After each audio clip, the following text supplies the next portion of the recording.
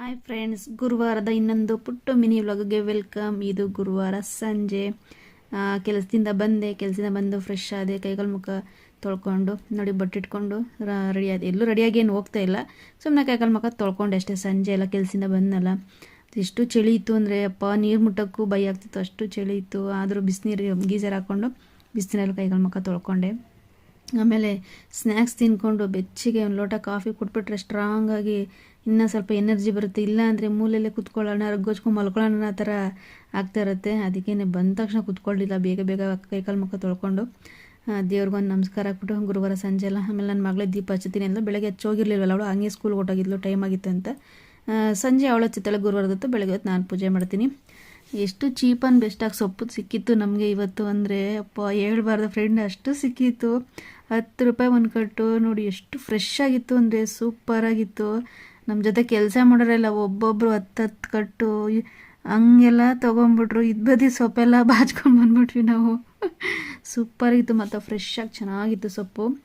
ಆಮೇಲೆ ಸೊಪ್ಪು ತಂದಲ್ಲ, ಆಮೇಲೆ ಎಲ್ಲನೂ ಡಿವೈಡ್ ಮಾಡೋ ಅಷ್ಟರಲ್ಲಿ ಎಲ್ಲ ಕ್ಲೀನ್ ಮಾಡೋ ಅಷ್ಟೊತ್ತಿಗೆ ಸಾಕಾಗೋಯ್ತು. ಅದೇ ಒಂದು 2 ಅವರ್ ಇದ್ಬಿಡ್ತು, ಹಿಡಿತು.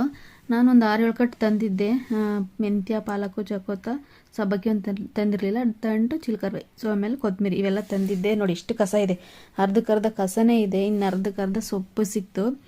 ಮಾತ್ರ ಒಳ್ಳೆ ಫ್ರೆಶ್ ಸೊಪ್ಪು. ಅದಕ್ಕೆ ಸೊಪ್ಪು ಸಾರು ಮಾಡೋಣ, ತುಂಬ ಇಷ್ಟ ಅಂದ್ಬಿಟ್ಟು ಸೊಪ್ಪು ಸಾರು ಮಾಡ್ಬಿಟ್ಟು ನೋಡಿ, ಈರುಳ್ಳಿ, ಟೊಮೊಟೊ, ಹಸಿಮೆಣಸಿನ್ಕಾಯಿ, ಬೆಳ್ಳುಳ್ಳಿ, ಆಮೇಲೆ ತೊಗರಿಬೇಳೆ, ಹೆಸರುಬೇಳೆ, ಅವರೆಬೇಳೆ 3 ಹಾಕಬೇಕು. ತುಂಬ ಚೆನ್ನಾಗಿ ಬರುತ್ತೆ ಟೇಸ್ಟು.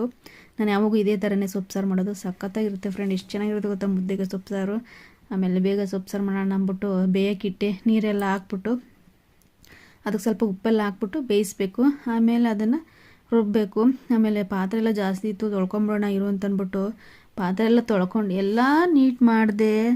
ಅಪ್ಪ ಆಮೇಲೆ ಒಂದು ಕೆಲಸ ಆಯಿತು ಅಂದರೆ ಹೇಳ್ಬಾರ್ದು ಫ್ರೆಂಡ್, ಎಷ್ಟು BP ಹತ್ಬಿಡ್ತು ನನಗೆ. ನೋಡಿ ಆ ಬಿಸಿ ಸೊಪ್ಪನ್ನ ಎಲ್ಲ ರುಬ್ಬಕ್ಕೆ ಹೋದ್ನ, ಫುಲ್ ಅಡುಗೆ ಮನೆ ಎಗರ್ಬಿಡ್ತು. ಅದಕ್ಕೆ ಬಿಸಿಗೂ ಅದಕ್ಕೂ ಹಂಗೆ ಟೆಂಪ್ರೇಚರ್ ಏರ್ಬಿಡ್ತು. ಕೋಪ ಒಂದು 5 ನಿಮಿಷ ಸುಮ್ಮನೆ ಸಮಾಧಾನ ಕೂತ್ಕೊಂಡ್ಬಿಟ್ಟು ಇನ್ನೇನು ಮಾಡೋದು, ನಾನೇ ಕ್ಲೀನ್ ಮಾಡಬೇಕಲ್ಲ ಅಂದ್ಬಿಟ್ಟು ಎಲ್ಲ ಕ್ಲೀನ್ ಮಾಡಿದೆ. ಆಮೇಲೆ ನೋಡಿ ಒಳ್ಳೆ ಬಿಸಿ ಬಿಸಿ ಮುದ್ದೆ ಮಾಡಿ ಸೊಪ್ಪು ಸಾರು ಮಾಡಿ ತಿಂದೆ ಫ್ರೆಂಡ್ಸ್. ಸೂಪರಾಗಿತ್ತು ಸೊಪ್ಪು ಸಾಂಬಾರು.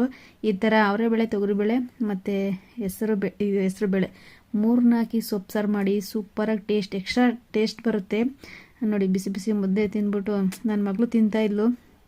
ಅದು ನನಗೇನು ಸ್ನ್ಯಾಕ್ಸ್ ಎಲ್ಲ ಏನು ಇಷ್ಟ ಆಗಲ್ಲ, ಅದ್ರ ಜೊತೆಗೆ ಏನು ಇಷ್ಟ ಆಗಲ್ಲ. ನಂಗೆ ಬರೀ ಸೊಪ್ಪು ಸಾರು ಇದೆ ಸಾಕು, ನಂಗೆ ತುಂಬ ಇಷ್ಟ ಸೊಪ್ಪು ಸಾಂಬಾರು ಅಂದರೆ. ಆಮೇಲೆ ಚೆನ್ನಾಗಿ ಬಿಸಿ ಬಿಸಿ ಮುದ್ದೆ ತಿಂದ್ಬಿಟ್ಟು ಆಮೇಲೆ ಬಿಗ್ ಬಾಸ್ ನೋಡ್ಬಿಟ್ಟು ಮಲ್ಕೊಂಡೆ ಫ್ರೆಂಡ್. ಪ್ಲೀಸ್ ಲೈಕ್ ಮಾಡಿ, ಫಾಲೋ ಮಾಡಿ. ಬಾಯ್ ಬಾಯ್.